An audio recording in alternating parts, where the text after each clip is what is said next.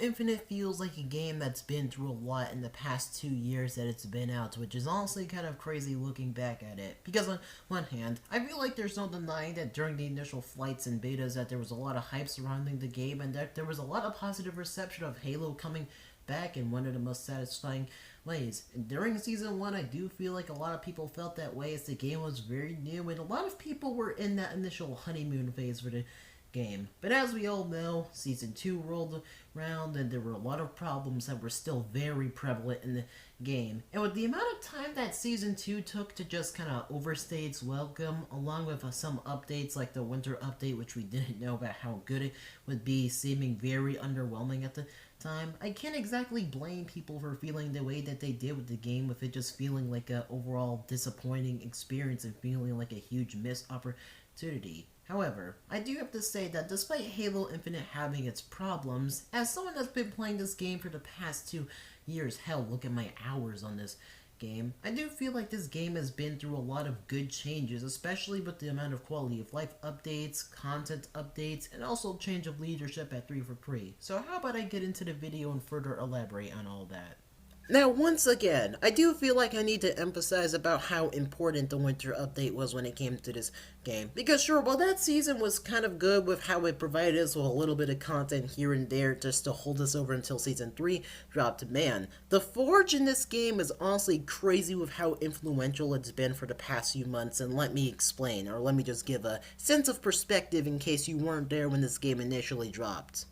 Because, boy, let me tell you, it certainly was an interesting time when Season 1 and Season 2 were taken. Because, as I said, just for a sense of perspective, originally what happened was that essentially what 343 would do was just, like, drop 2 maps in the beginning of the season and call it a day, as they would drop some events here and there. And while that was cool to get some new content, the biggest issue was that, well, the events kind of all felt the same gameplay-wise. Like, sure, at the end of the day, it's a first-person shooter, so you're just kind of shooting people, but the fact that we were just all kind of playing on the same maps with like little to no changes, not even something like a little bit of snow or like a little bit of anything, just kind of sucked the fun of everything. But with the addition of Forge being a thing, now you have entire playlists which are dedicated with those Forge maps and dedicated to specific game modes, like the third Tenrai event finally getting a little bit of an update to kind of fit the general theming of being themed around samurai. The Halo 3 playlist obviously being based around some of the most popular Halo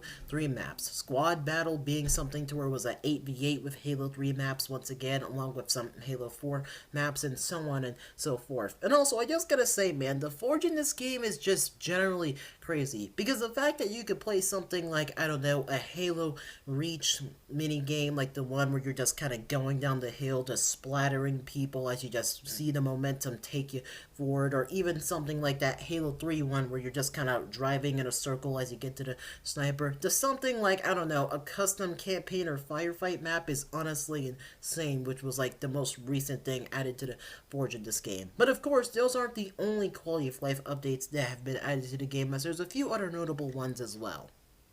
Like cross-code customization, which was something that people have been wanting for years when it comes to things like multiple coatings being available on the same armor set or across multiple armor sets, and also multiple helmets being available on almost all armor sets. And then also something else which essentially eliminates FOMO, if we're going to be talking about the shop specifically, with past bundles being able to be bought at basically any time possible. Though that does bring up a certain issue which I have, which I'm going to get into a bit, regarding the pricing of certain things.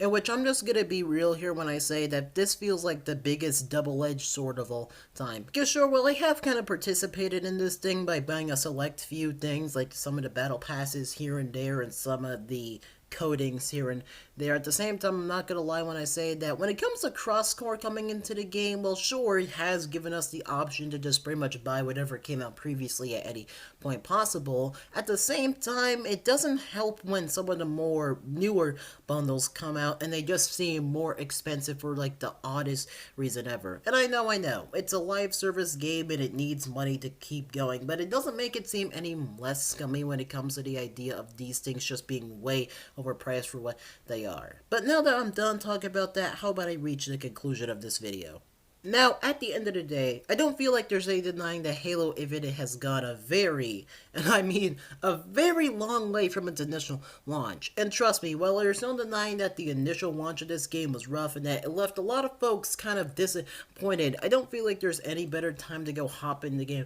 from now. Though I have to say, despite all my praises for the game, there's no denying that there's still a lot of room for improvement to happen when it comes to this game in the far future and for whatever 343 has to offer. So I'm Level 360. I hope you guys all enjoyed the video. I'll see y'all in my other videos coming soon, and yeah folks, have a good one.